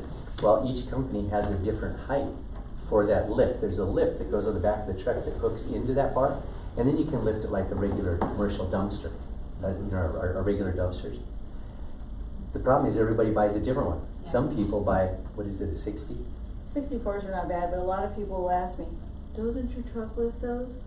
And I think, do you ever watch us pick up the trash? The guys are out, but we've gotten a little bit smarter in our old age, and I made little stickers. Per old age. And I put them on there and say, please, bag it from now on. But we have one guy, Jose, the Spanish guy, he is so dang strong, he lifts them anyway. Yeah. Because he's in a hurry. And then we're continually telling him, you can't do that. He has like a because then machine, people I get- watched him. Yes. Yep. He'll kill And himself. people get spoiled and they think, okay, I'm just gonna continue doing that. So then we communicate with a note Yeah. on the container. Now the 64s, we dump every one of those. And that includes me and all of our, and my sons and so forth. Because we do Especially this grass. also. Yeah. Because on your street and your street, that's usually me. And I'm dumping those too. So 64s, we don't have a stipulation. But as Troy stated, those 90s, that's why, because of the change of the bar raise, so we would have to order them specific. That's how they do it. They order them specific to the company's heights and so forth. You should give us a recommendation that we could put out for people that would try to help you out. You know, It's really hard. A lot of people don't say they don't know. So then I have another little note that I say, just please call me. Just call me and we'll talk about it. And a lot of them just say, well, I didn't realize I couldn't put out my whole house every time. Right. I'm just talking about the dump, the bar. Oh, you're talking about- like- And we can't do those You know what I anyway. mean? Well, put out something that says they can come out and lift it. Yeah. Right. And just, you know, we try to help out too, that's why we did a full spring, or fall clean, we did a spring clean, because I could see Well, you everything know- accumulating instead of just doing leaf and limb day in October. I said, well, let's do a full cleanup, but we end up, I think in the spring, we hauled out 28. You do, and I would always think that the next week we would be smooth sailing, and we're not. Yeah, we After try the to, cleanup. because people, Yeah. even like me, I've got stuff mounting, so I wait for cleaning week, you know, just whatever. Like, you know, my bathroom fixtures, I'm tearing out right now, for example. I'm not gonna pay, you know, stick that somewhere until spring cleanup. But a lot of people don't do that, they're gonna throw that for you to pick up. I get it, Yeah. I get it. They have an option, of course, we do temporary dumpsters, and those are, what are they Been a now? lot of 70? remodeling stuff. So we deliver the dumpster to them, we don't charge, the other companies, they're around 120 to 130, if you get a 4-yarder, they're 160. Yeah. We're $70, and we do not charge a delivery or pickup fee. How much are your $70. dumpsters? Permanently? How big are they? I'm sorry. The 2-yard. Oh, the two-yard dumpster, for 2-yard. example, like the one right here by the town hall? Yeah. Okay. That's a 2-yard. And then you can get them temporarily, or of course, full-time, anybody can get one full-time. And it's amazing how many people, if you look down the alleys, when somebody sees their neighbor get a dumpster, and they see what they can do with it, they love it. We've had, where are there, 70 dumpsters in the, there's a lot of folks that have. Yeah, my neighbor got one too, because he just, Oh, he's out of then one control. by. Yeah, and I said, that's enough. And I said, you really need a dumpster, and it's Well. worked out. But that's something, in reference to what you said, if there was something you wanted to put out that said temporary dumpsters are available through B&C or permanent, then people, it's amazing. Out in the country, it's the same thing. People will they'll get a dumpster. Well, I just don't want to spend that much on trash. Then they get it, and they set it up for once a month. Big mistake. Within the second month, they're calling and saying, I want every other week. Then they find that all of a sudden they have enough stuff for weekly service. So once they find how convenient they are to just go out and get rid of it, not have to bag it and deal with it. So anyway, that's an option Yeah, too. just in town, it's hard to find a spot depending on your property for It the, is. In town, yeah, on curb service. In the alleys, then you're in good shape. yeah, because they're not supposed to be left on the street, but somewhere. Yeah. And there's no good option for offering recycling, even on a monthly basis for. Adrian has our book still, I think. Yes, I do. hope you was- still. I do. I was just gonna tell you, I have your book, I will get it back to you. Oh, fine. Yes. But that you can, you Tell me can to always pass it on. convey some of that Okay. information. And I have, on my phone, I did bring it just in case. Recycling is it's beyond belief. Real quickly, so you do know, on January 1st of 2018, the Chinese quit taking the United States recycling materials. And we were shipping on barges 85% of all recyclables. If you ever ask anybody about recycling, where do you take it? Oh, well, we take it to Fort Collins. Oh, what's there? A MRF, in other words, material recovering facility. Well, what do you do with it? We take it to Denver. If you go to Denver, go on I-70, and I told Adrian Yes. that we haven't been there for what, about 18 months at least. But if you go, you know where Prina Chow's is on I-70 there by the Coliseum? That's one of the waste management facilities. You look off to the north and you see 14 acres of baled cardboard as tall as the ceiling, side by side, wet and fallen over and gone, and it's over. They're winning because they charge you for it. Then the state is subsidizing it. So, recycling is kind of like renewable energy. It's subsidized. It's a fact. And if you want to pay for it, or if you want it, you're going to pay for it. So it's all laying there in that status. And the next thing you see are flatbed loads coming right back down I-25 to the Erie landfill. So if you ever just flat ask, where are they recycling this? You can't get an answer, because it all goes mainly to Fort Collins, to the waste management facility. The cardboard growers, what I was saying, and there used to be Friedman and Sons and Try Something in downtown Denver. Same thing, you go to their facility, cardboard stacked up. Here locally we had Schaefer Enterprises. We have pictures on our phone probably of that still, in the back of the building where it was just thrown all over. A facility just the size of this room, and it's all over the ground, and not even the bales have fallen down, and they just throw it out on top of it. They're collecting money for it. Well, where is it going to go? It goes to the landfill. Glass is an absolute loser. Glass at all. None at all. And then we're good friends with Gallegos, as I mentioned, and also with RAM. And RAM is the second largest hauler in Fort Collins, and then they have a Greeley branch as well. And they are now, it used to be that if you collected the recycling, there was no fee to remember the days where there was no fee to the customer? It's because they could then somehow figure out how to collect it, take it, and get paid for it, up to say $35 a ton. That went down to zero, it swung back around, and they are now paying $65 a ton to get rid of it. So how much do I charge the customer now to go get it, to offer it? And they're doing it still for a creativity way for a market share.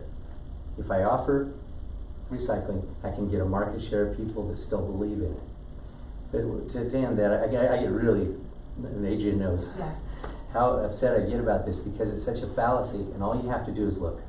And the only one that I know that is genuine, and that's Republic, the one that just bought GSI. If you go to Las Vegas, which I guess we can't go anymore, but we can again, they actually have a recycling factory, one of the few. And you can see videos on it and whatnot. It's Republic in Las Vegas. Their recovery amount, they single stream it now, and the recovery amount has dropped down to 35%. So you take them 100% of recycling material, you're only going to actually recycle 35% of it. And that's one of the most, one of the best recycling facilities there are in the country. To name any more, I don't know. We ask, and we don't know where a real recycling meltdown and so on and so forth is. And then cardboard, like I said, is worthless. So you have cardboard, glass, your computer paper. If you want to go from 4 to 3 to 2 to 1, the grades of the paper, 1 is the only one they're still recycling to a degree. Newspaper has gone, because they can't get the ink out of it like they used to, because it costs money. If recycling was good, you'd have a recycling factory everywhere that you can't find. So that gives you an idea of where we've gone with that, so that kind of answers it. And the same with like appliances and stuff, because they tell us we're not supposed to take TVs and stuff to the landfill, but there's no place to take them. So if you call Best Buy and say, will you recycle my TV? Sure, $50. Well, you have older people that are on Social Security, they don't have that extra $50, or other people, so we just take it and close our eyes. If you did trash the way that they really want you to, by taking, see, they sent us out another in July, 9 more items we're not supposed to take to the landfill. And it's even your little joysticks, you know, from the older type of, what do you call them, PlayStations, things like that. All of it. They say we're not supposed to take that. You're supposed to take it to an e-cycle. Where's the e-cycle place? So if you look up e-cycle, that's an interesting one. They tried it in Greeley through Shaver Enterprises, and they had people actually taking the computer board and taking out this much silver out of it. Having a person sit there, and that's what they'd get out of it. So it became, you know, it didn't work out either. But they keep making those stipulations to not take to the landfill for environmental purposes, but where are you gonna take it?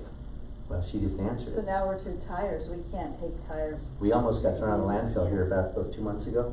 And Yetto Trucking kept giving us tires, so we thought we'd push it, because what are they supposed to do? They had no place to take their tires.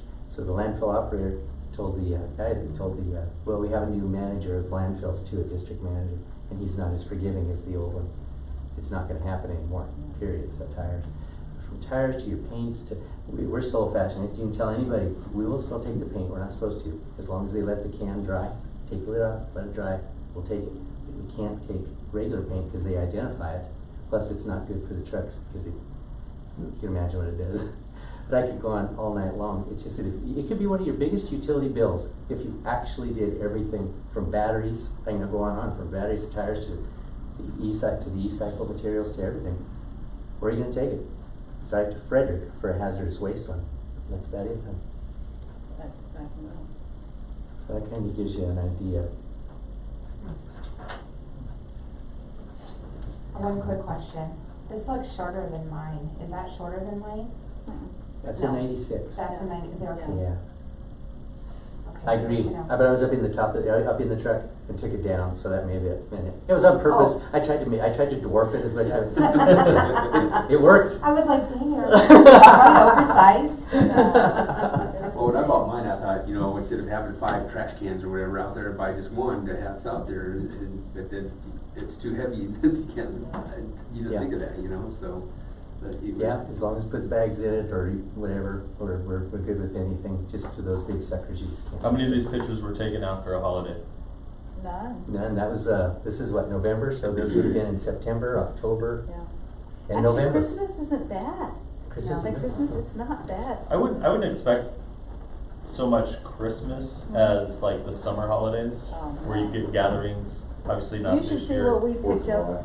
Right, so that was my only question, was the holiday schedule. I feel like you're adding more work to yourselves, that's just my opinion. The holiday schedule? Yeah, cause I mean, you come on a Friday, so like my house is what, Yeah. Monday, and then you're coming on Friday, so you're only getting really, 3 days worth of trash. But then the next trash pickup's 2 weekends worth Yeah. of trash. Yeah. And especially during the summers, barbecues, people are coming over, I mean, And we you're know that, we accumulating. prepare for that. We say, okay, what trucks are available for Monday, cause we're gonna have. So during the summer, I'm gonna make sure I'm adding more. No, Just cause when I was with Waste Management, I mean, they would do it the day after the holiday, which seemed to make sense to me in some aspects. we just have to keep we try to not change as many people, so we try to keep as many of them on schedule. And there's only so many of us. There's only 7 of us. And that's including the country. So. That's where I stay. I don't go to the towns much anymore, it's all out in the rural areas, I love it.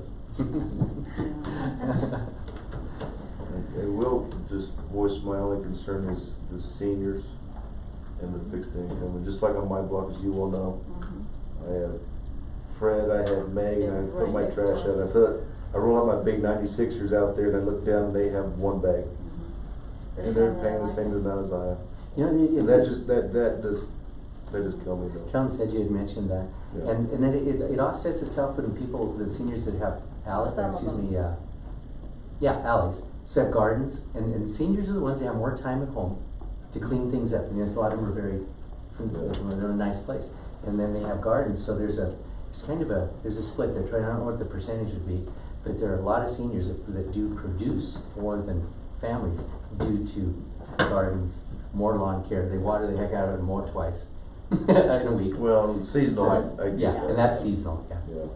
Unless you do something with seniors to give them sort of a break. I don't know how many there are. I've tried, I got shot down, not that I can ask again with the town attorney, Yeah. because I know LaSalle, I mean, my son Austin lives there, and they have a discount for seniors. And If they it doesn't- We don't do anything. If it doesn't have to be. We don't do anything. We to don't do that, seniors. sorry. Oh, I'm sorry. Oh, no, that's okay. If it doesn't have to be to seniors, I don't know if you guys keep track of addresses. that might be more of a pain, but it could be an address specific thing. If that's something you guys wanna look into, then we have to label it seniors. Just trying to be fair. Yeah. I mean, I think most of us are willing to pay because, you know, I look at it as $5-6 a week. I mean, that's nothing, Yeah. you know, to me. But to some others, it's a lot more. Yeah. You know, like you said, that senior trying to get rid of that 30 for $50. You know, that $22 trash bill, it's a big deal for them. So. We used to do that in Gilchrist, was it Platteville? That we used to have the senior rate? We've never Gilchrist had is just a seniors. little bit of a rate, it's like A $1. buck less is all it was. Yeah. And in LaSalle, actually the town absorbs that dollar or whatever it is less. It's only $1, isn't it? In LaSalle? Or is it I think $2? so, it's I think it's not only much. $1. It was But something. The town then is the one that does subsidize that Okay. dollar, yeah. But I agree with you, because I know your neighbor, and we could probably say the ones that don't have trash, like. I mean, not to sound bad, but I almost went to Meg and Fred and said, you know what, let's just disconnect your trash service. I mean, seriously, and just throw it in mine, because you only have a bag apiece. They have a bag. But I wasn't gonna do that. I mean, it's not really fair, but I was just trying to help them out, We're you feeling know? bad. So, I'll just start bringing my trash to your house. It creates. No. We'd be asking you them to set up some sort of system to track it. You would need to be the one It to would- track it. internally monitored, it would be kinda like a discount or a grant program, self-monitored by Right. the town. I'm all for that. We don't wanna put more work on that. No, because I understand years ago, I talked to Brad Killen about, you know, monitoring, because what they do, and I'm not trying to speak for you, is they don't know who has service and who don't, but the people who put their trash out, they pick it up. So we have to, the front office, like, you know, it's like, okay, wait a minute, you know, we're getting billed for 205 Reed Road, but they've never paid trash service. They declined it, so, you know. We've gotten pretty good though. We know if there hasn't been trash down, all of a sudden there is, and I'll call, sometimes say, hey, are we supposed to pick this up?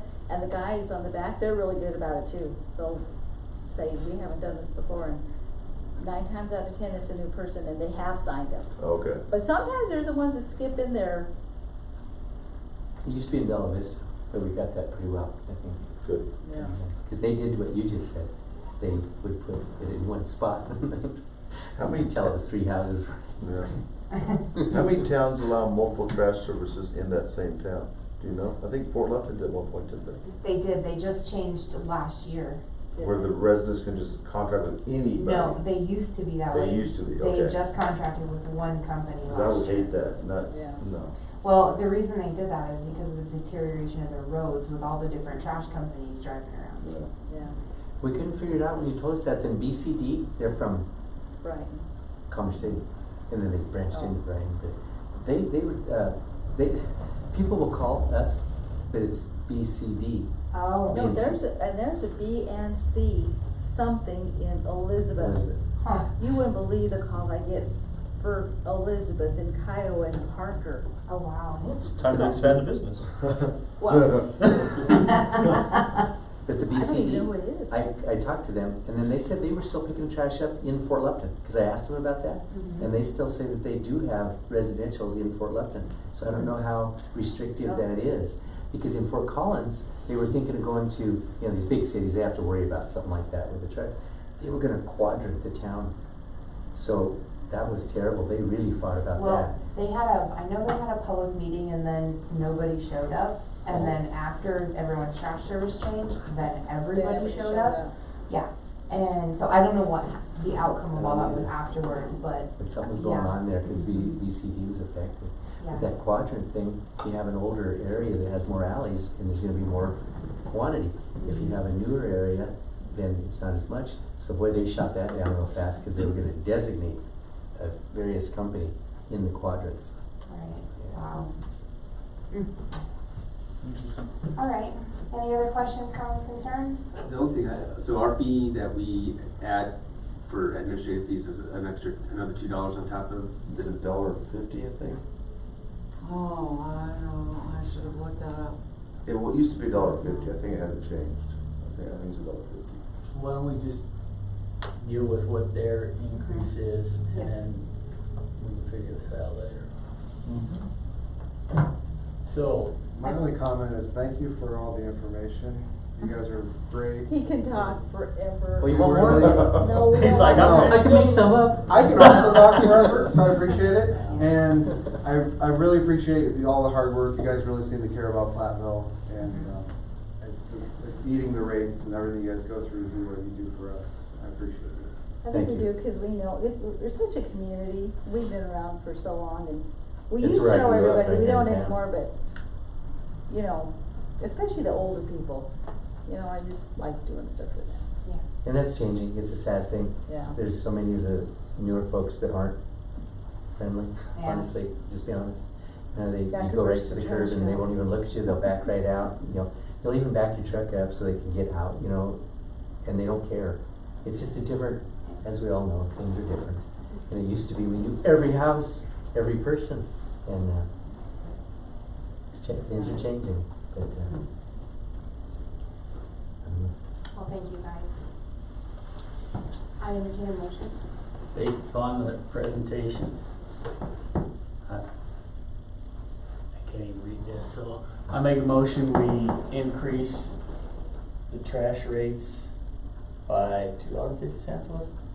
205. 205, oh, well, 205 then. I'll take 250. We don't take 250. I'll second the 205. And make whatever adjustment we need to make to that on our side. Second. I have a motion and a second, all in favor? Aye. Opposed? All right, thank you guys. Thank you. Yes, thank Good you. to see you again. Yes, thank See you in you. a couple of years. Yes, it has. Alright, well, Goes too You fast. just couldn't get enough, you had to come back. Yes, he did. Yes, I did. Thank you both. thank you. Yes. Adrian? Yes, please, thank you. The mayor has, gave these planning commission board, should have these, kind of like friendship pins. They They're call- challenge coins. Challenge coins. Don't call There it you What does go. that mean? What's that? We're now friends. Oh, we're friends? Oh. Is this like a key to the city? Yeah, like a thank you for, like, you're part of what makes Platteville community. Oh, so thank you. Absolutely. Yes. Oh, is it? Yes, thank you. Good. That's a coin slot key for Vegas, okay? Oh. Yeah. I was just No, gonna- it's not. I was just gonna go to a local pawn shop, see what it's worth, but now it's. This is the only question I wanted to ask. How do if I want to throw away a trash can, how should I mark it? So Just you put a take the note on whole it. thing and Just put a Just throw it piece away. of paper that Yeah, says throw it whatever. away. big A sign, note or- take or- this can. Yep. And write it in Spanish. No, I'm kidding. For her. If I tried to write it in Spanish, I'd probably end up with 2 extra cans.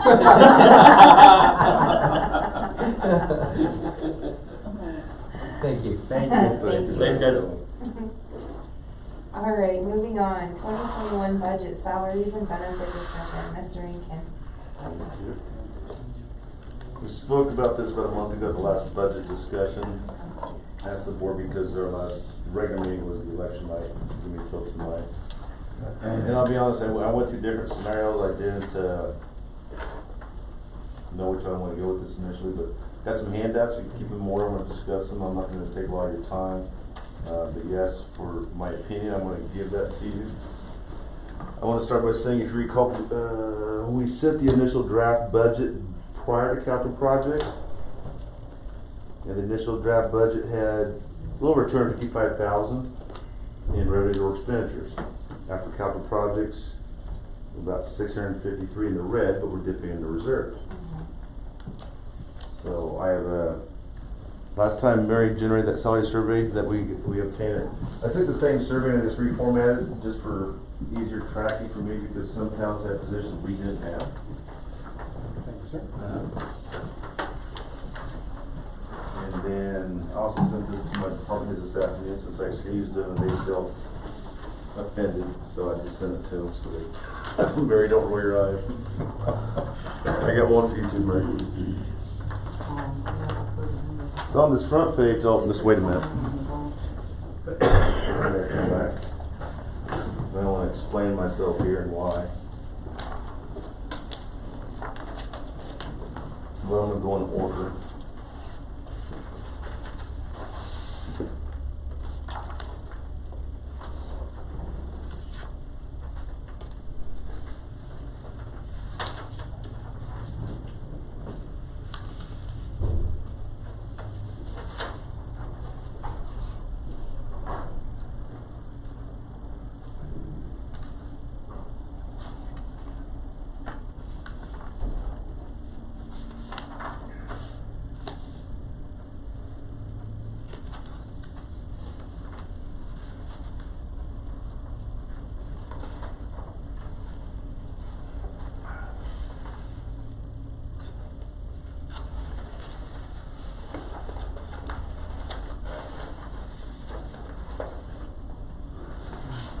to put this in the board pack, and maybe got some phone calls, I thought we'd just discuss as a group, so kind of look at them, but I'm gonna start with the salary survey overall on page 1. Give me just a second.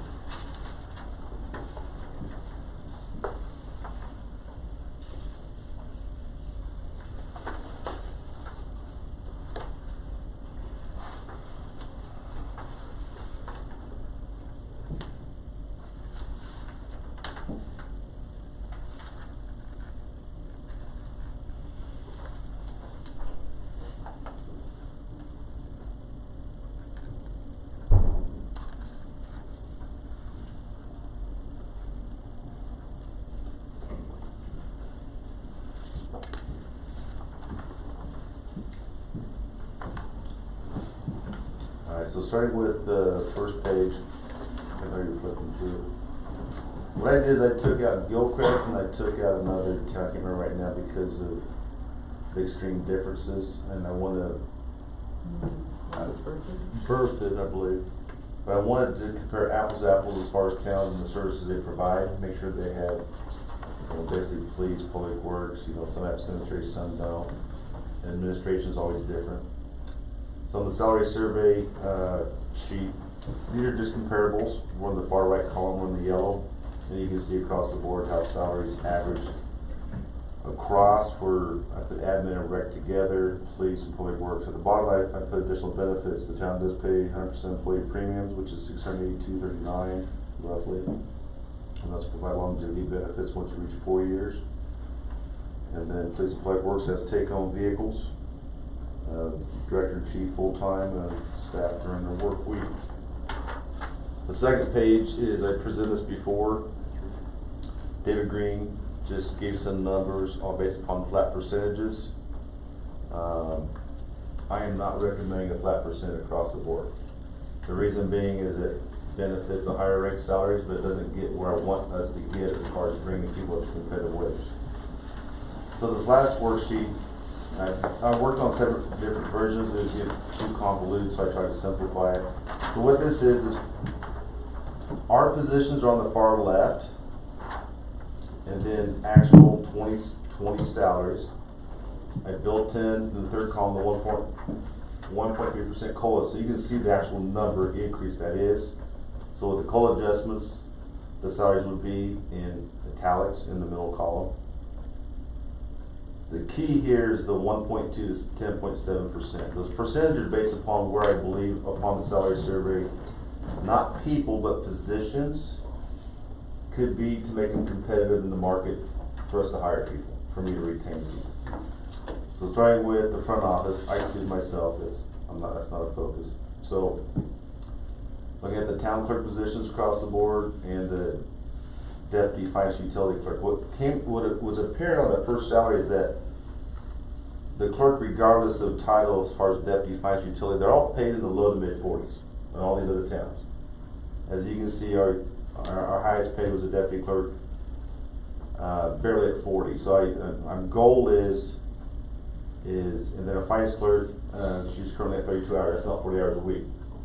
She's off on Wednesdays. That was her request. So that's not a full weekly salary, just so you know. So I thought they were fairly comparable. But a utility clerk who used to be the admin assistant is basically still making admin assistant wages. So I want to make that adjustment because all the clerks in the front office should be treated equally based on their job description and the workload, and I think the utility clerk has earned that. She's just not getting compensated for it. LaSalle, for example, Carl Harvey will pay all his police officers the exact same rate, no matter if they're a rookie or 10-year veteran, because he just didn't want to deal with the difference. That's just how he does it. I don't believe in that quite often, but. And then with the town clerk, fairly comparable. If you look at the averages on the far right, range from 63 to 99. So it's hard for me to come out with that medium number because the ranges vary so much. Public Works, the maintenance guys are who I focused on primarily, giving them bigger increases because my goal is to get them to a wage of at least comparable to the clerks is the low to mid 40,000 range. And if you look at the other towns. It's such a wide variety for maintenance workers, from 33,000 to 57. It just depends on where you go. It's such a wide spectrum. The director and the foreman, I think, are fairly comparable. That's why I'm suggesting less. Then at the bottom of each department is your total number so you can track it.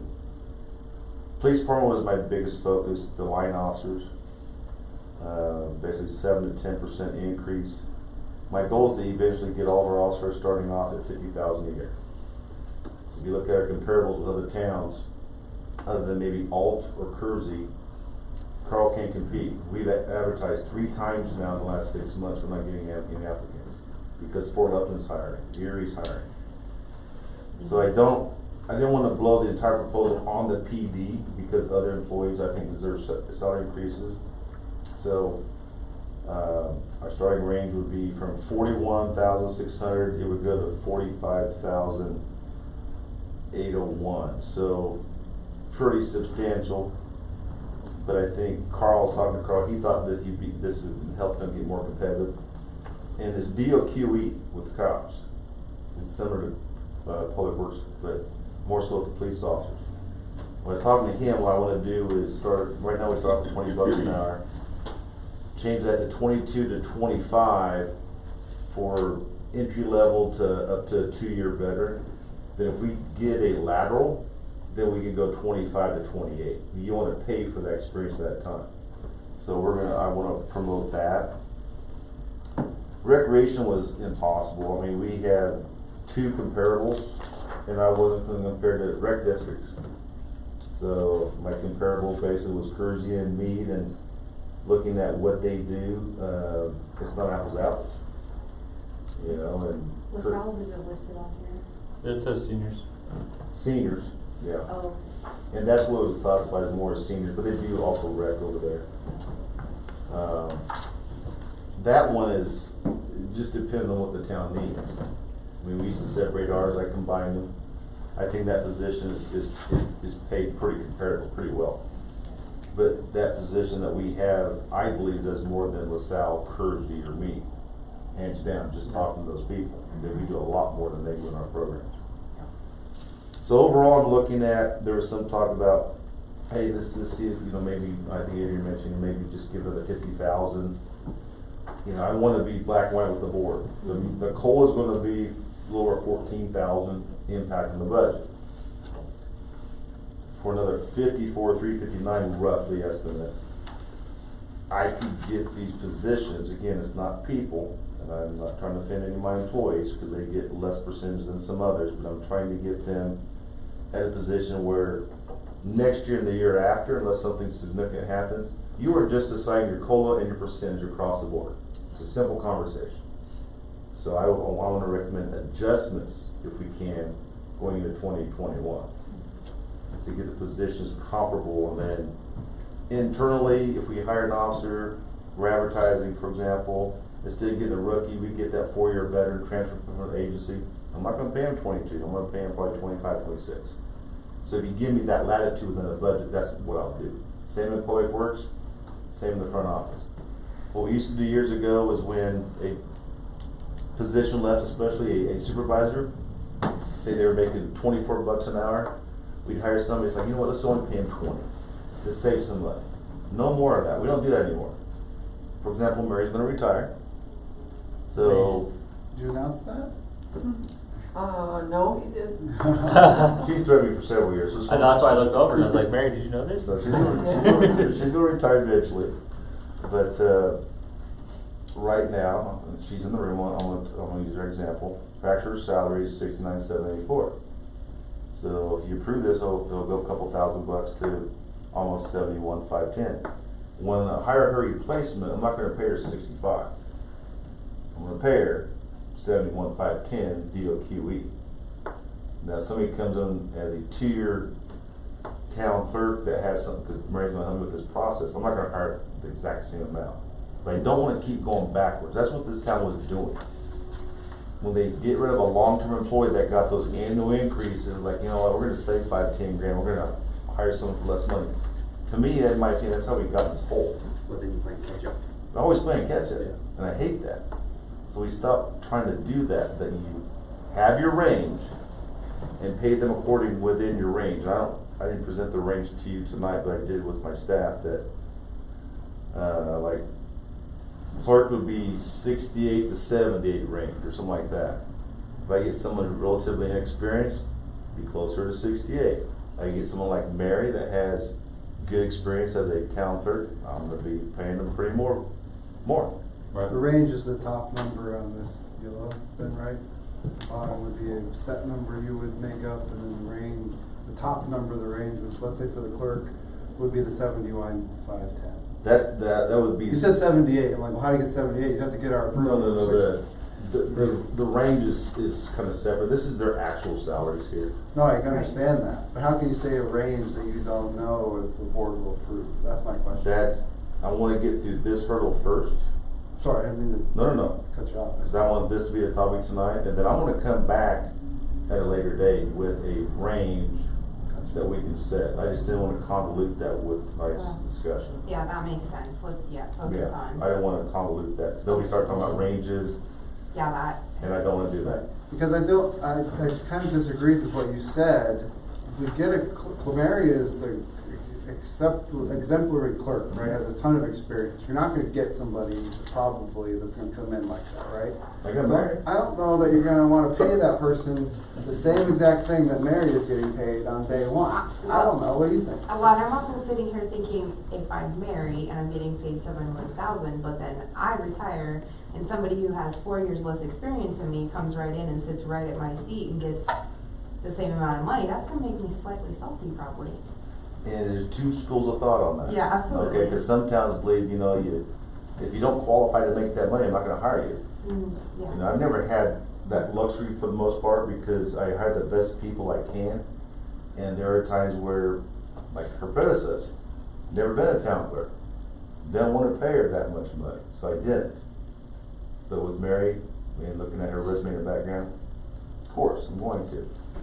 So. Yeah, but, so we're just focusing on salaries. We're focusing on this because after the first year, I'm gonna have a meeting with you, probably just in a regular meeting, and present to you, not in detail, but job descriptions. Yes. That way, cause you authorize positions, I'm the one that hires them, that you can see the job descriptions, and then that will be the range conversation at that time. Perfect. Okay. So I think my only other comment then is the finance clerk. I understand the 32 hours a week, but that you should still calculate it at a 40-hour. You are calculating it at a 40-hour week. So I don't understand. That's the only one that doesn't really come up and get even with the rest of them, in my opinion. Cause she just works less hours. You look at That her. doesn't. You're taking that. That shouldn't be an account. But you still be within the percentages. Increase. Hold on, please. So the 32,612 is based on a 40-hour work week, right? 1960, a 40-hour or a 32-hour work week? 32. A 32-hour work week. Okay. So if we're coming up, it is a 32, not a 40. So these numbers are 40. So we are coming up. Got it. If they work the same amount of hours, the finance clerk would actually make more than the deputy clerk. Right. But I have to take that into consideration. Got So it. that's why I show the hourly rate to clerk to justify that. I want to be very transparent. What do we, are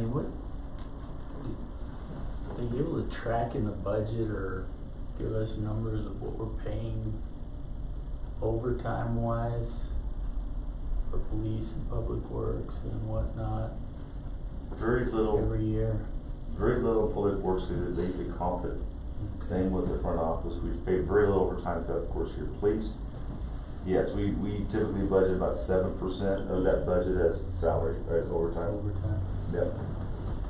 So right now. And do we come in usually at or under the 7%? Yeah, we've always, no, I won't say always looking back, but I'm saying more times than not we come under budget. Okay. We come under budget. Because the thing with the police is they're on what is called a monthly schedule of 171 hours before they get overtime. So the average employee would be 160 hours.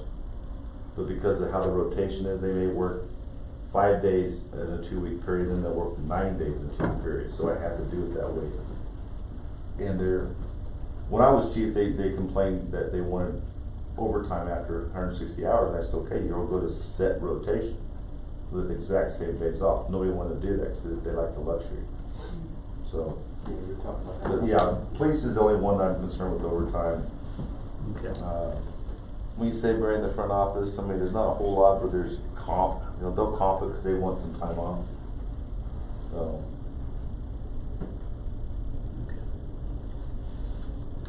Good job, Troy. it's just my proposal, so I'm open to any suggestions you have, but I wanted to, I really would like to, if the budget allows, to get, and I explain this to my staff, I'm not looking at you as an individual, I like all of you, I know all of you, but by position, because I have to treat it this way, I want to get the positions where I think they're comparable in the market, and for retainage.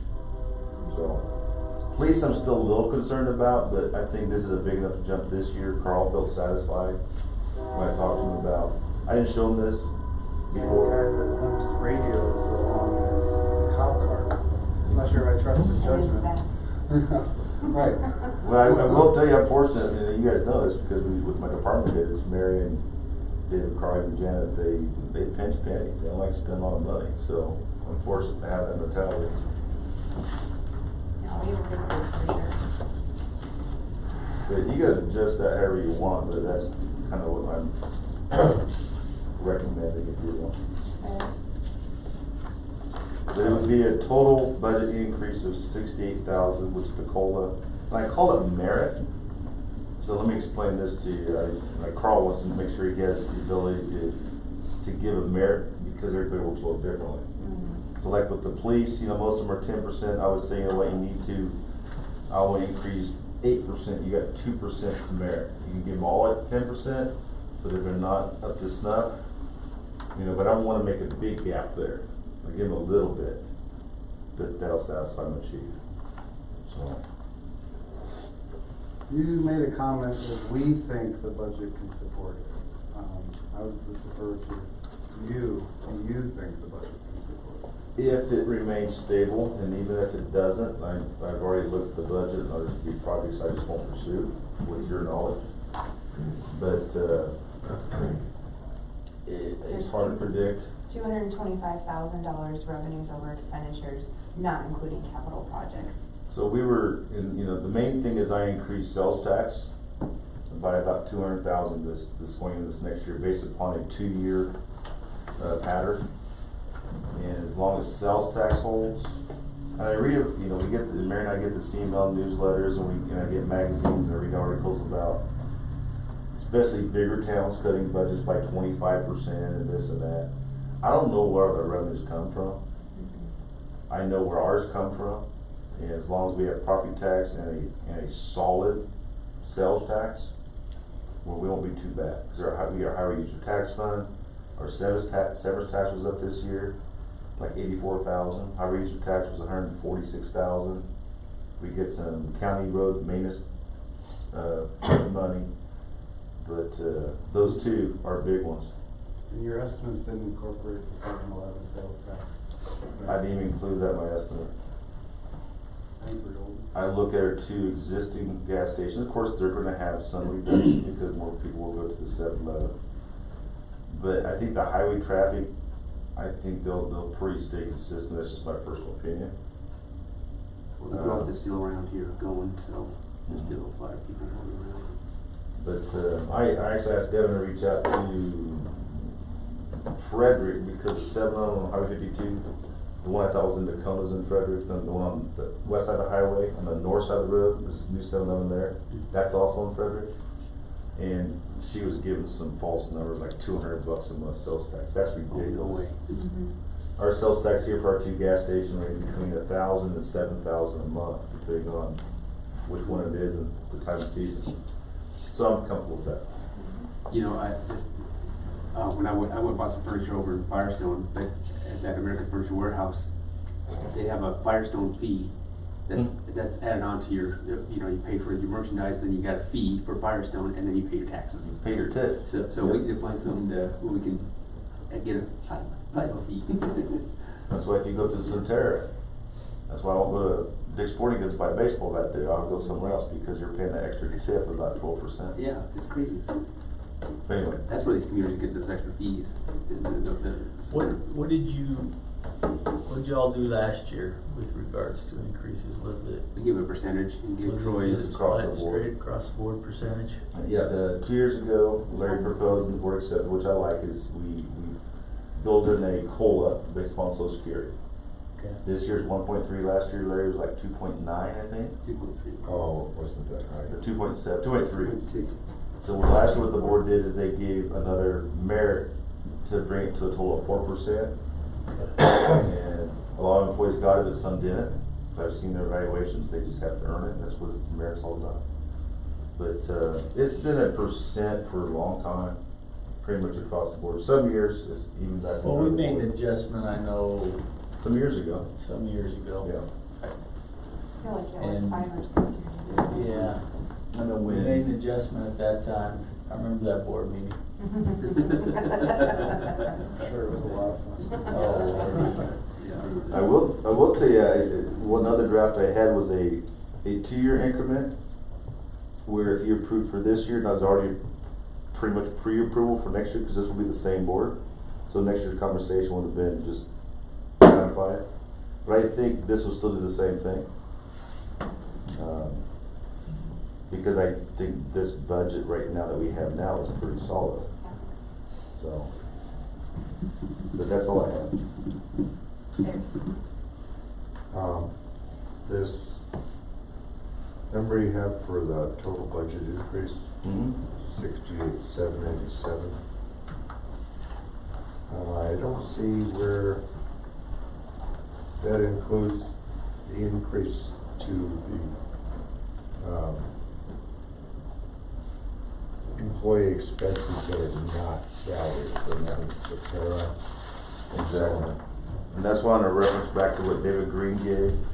So if you look across on the 3% across the board, which is pretty comparable, it was increased from current, it would be 57,000. So with this number, probably be about 65,000, Larry, or 60,000. I don't have exact numbers. But, Okay. But it was the benefit cost that we talked about last time. Right. No, sorry, that was the increased salary. The benefit increase, pretty nominal, honestly. It was about 62.59 for a 3% increase across the board, based upon those other. 62.59. Yeah. Yeah. Okay. Fair enough. Well, yeah, I mean, But that's a fair another statement. 10% over this number, which I don't have an objection to any of what's in front of me. My only point is to make sure that everyone knows that there are additional expenses to payroll other than just salary. Absolutely. And that we need to be aware of that when we approve this. And if it's $7,000 or approximately 10% of this increase in salaries, I don't think that's out of line or a budget breaker by any means either. Maybe I'm just picking pepper out of flea shit here, but It's probably more than that.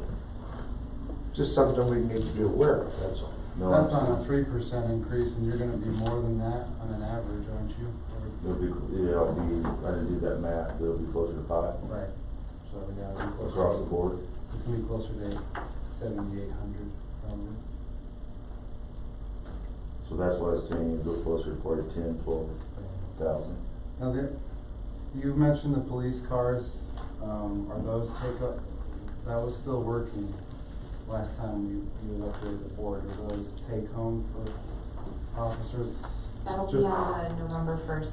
I was gonna put it on this agenda with the cemetery discussion, but because I knew there was other discussions tonight that would probably go to 10, I moved those to the next meeting on December 1st. But yeah, it's coming your way. And then the other thing on the police, Carl had caveated that he has to warn all the applicants about the family insurance. Are you comfortable that this increase does enough that we don't need to look at that aspect of it right now? We can't afford to, or what? Mary was talking about that, and insurance is gonna take a lot longer to digest. I mean, she reached out to that one that you'd mentioned, the one company, that your wife was on. EVP, yeah. Yep. Interesting enough, we really don't qualify for those same discounts because we're government, but Mary got a ton of different plans and costs. I mean, literally 20 to 30 plans. So I worked with her to kind of cut them down to be based upon, yeah, you can get a cheaper rate. So the $2,000 a month for family, you can get $1,200 a month for family, but your deductible's $10,000. I mean, it's a game. So it's going to take longer to analyze that, but I'm bringing that back to the board, but not for this year. Yeah, I was just curious. Yeah, it needs to be looked at again, but not now. There wasn't any sort of breakthrough moment. No, I didn't see anything that just jumped out at me, not at all. So, and I remind the employees that, you know, the board established some years ago the longevity benefit. I mean, you gotta be here at least 3 years to qualify for it. So you get the 200, the 2, 350, 5, 7, whatever it is. And that used to be restricted solely for offsetting costs for medical. Now, some employees take it as cash out. I mean, the board decided that. So that's a huge benefit too. But you have to show longevity. And you have to be enrolled with our, at least employee health plan. Because that's where that came about years ago, is we weren't qualifying for plans because we didn't have, was it 80% of our employees signing up? They were going with their spouse's plan, so we implemented, so that's never been an issue again. They asked me on occasion, hey, will the board eventually pay half or all of my family insurance? My honest response is, if they do, the longevity program needs to go away. Because it is. They don't want to do that because you got single individuals that don't need a family insurance plan. They want the longevity money. Could probably still figure out what you're doing. Probably, but that's another conversation, so. Okay. Any other questions, comments, or concerns? So this isn't just a flat rate, right? It's just a percentage based off of directors' Positions. positions. So I know like on the, say, officers, you have one vacant. You don't, so is that salary, I know we're talking about ranges again, but I'm just, because the sheet's incomplete as far as that goes. So that salary range, is that for every level of officer or just that specific officer one that's vacant? That is a starting, that would be a starting Okay. rookie position. Okay. And I'm comfortable because I add, like, Mike indicated, I added enough overtime in that budget to where I can offset that.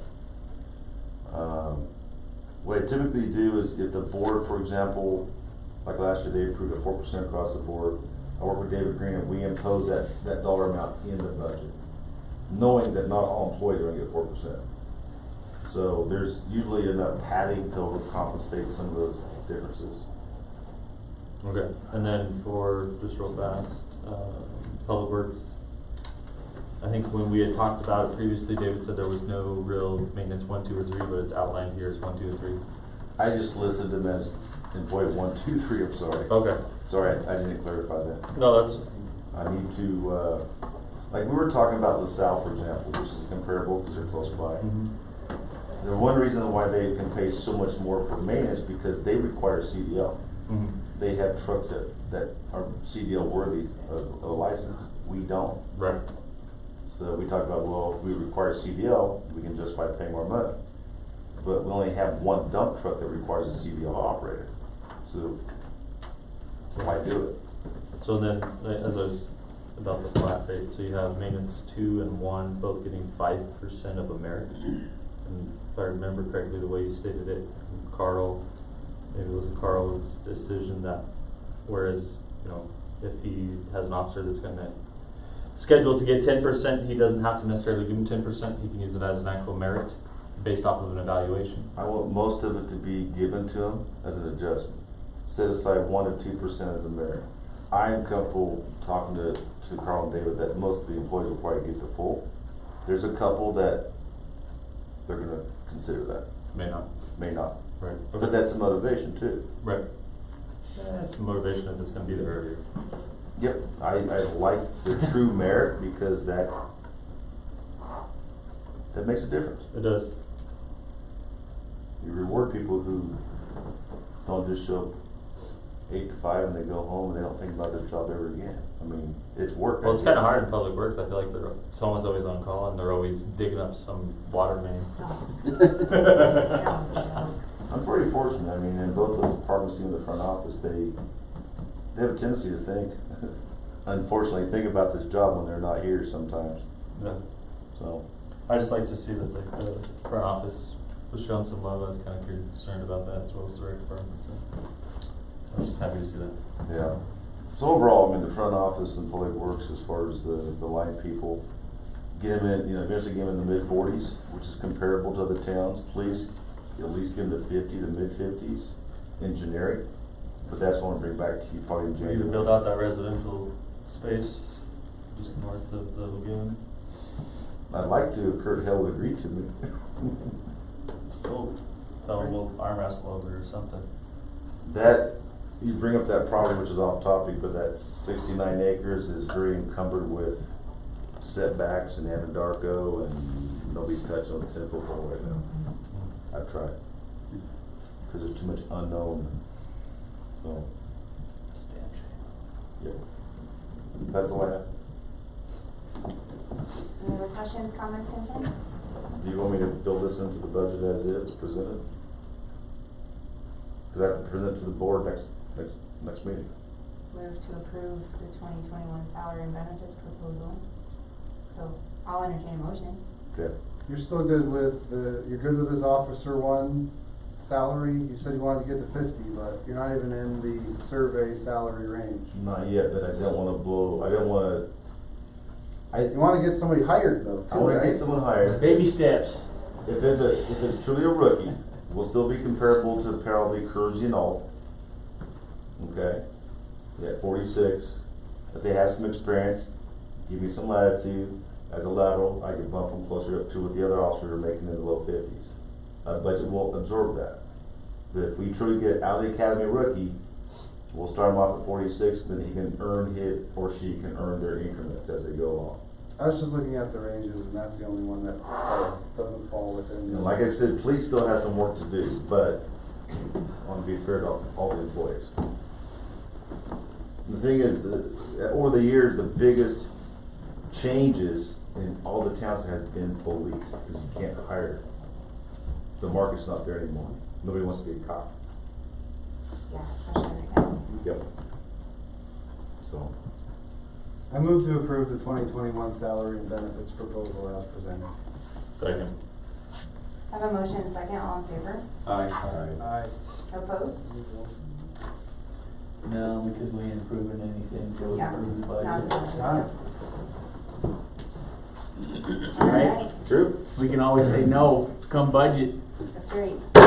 redo it. We had that happen one time, Mike. Oh, yes, Just we on did. budget. Really? Yes. Yeah. It was bad. Was I over there? I think you were here, it happened Yes. years ago, my last year's police chief. It was a certain person in the We room. went to it was a tied vote, and Mayor Schaefer had to vote to approve the budget because it's solely based upon a salary dispute by one employee back in 2007. Didn't we have it though too, when I was here? Yes, we Yep. did. We did. And it came to the mayor and Yep. got shut down, and Lord, I'm surprised chairs didn't fly. Yeah, it was a brutal I one. was ready to throw one at somebody. I don't think you're done yet. We're not done yet, sir. Oh. Says that everything. I'm sorry. He was ready to do that. I know. I'm gonna fly through these first 4 reports and kind of add them all together. Does anybody have any questions regarding rec seniors, police, public works, attorney? No. Attorneys is on your I desk. told Mike to pass it on to if any questions. You contact them directly, I'm fine with that. Give us an update on our newsworthy officer at all? Only Any that- resolution? Only that the chief and I will be discussing tomorrow afternoon, and it should be resolved pretty soon. Thank you. Are the new laptops Not in yet. here? Not No. yet. MBTs aren't here Are yet. you excited to see them? Maybe my inner nerd might be. Oh. The 2 police cars are getting close to being finished across the street. You know, I came in and talked to Carl about the laptops. Kind of nerded out a little bit over some of the specs and told him he could have done better in a couple places, but Good to know. Yeah, he's not a geek nerd, so all the advice is better for him. yeah, I know he was like, man, I totally wish I would have known that you know about this. Because I deal with it all over. Yeah, Like absolutely. Larimer County, City of Fort Collins, they have about 2,500 devices in the patrol cars. Yep. The county, the sheriff's department, and we have the rangers. I know probably too much about it. Mhm. Minutes anymore. I don't have anything on reports, but I got a question. We're not gonna have a holiday party or Christmas party this year, right, because of the coronavirus? It's not a gathering. What we're gonna do is I talked to Adrian, is on, it was gonna be the second Tuesday of Maybe a conference call. December. Zoom meeting. And that got changed because that shut-off day for utilities, no one do things, we bumped it to the following Wednesday, the 15th. And all it is it's Nordy's barbecue's coming down, they're gonna sit at the senior center. Initially, we were gonna just have like a noon gathering, but now with COVID, we then told all the employees and we'll get a message out to you if you wanna stop by and grab a meal, that'd be great, but we're downsizing it. Seniors are gonna have a carry-out meal too, so we're not having a gathering this year. You're giving, like I know every year you give them a gift card or a Christmas bonus type thing. You still plan on doing that? Yep. Like we do every year? And a coin. Okay. You guys got yours You already. just bring my gift by the house. Do you want turkey, ham, or bow? I was thinking a bottle or something. Oh! I definitely would like. All right, any questions on town manager's report? All right, I don't have anything to add, so do we want to take a quick break before we go into executive session? Quick Ms. break, March? and we'll reconvene in the conference room, and Mary has you set up the tape recorder in the book for I the. saw that, perfect. Okay, so give 7 minutes. We'll meet in the conference room. 7. 7, thank you. Yeah, let's make it 4, let's go.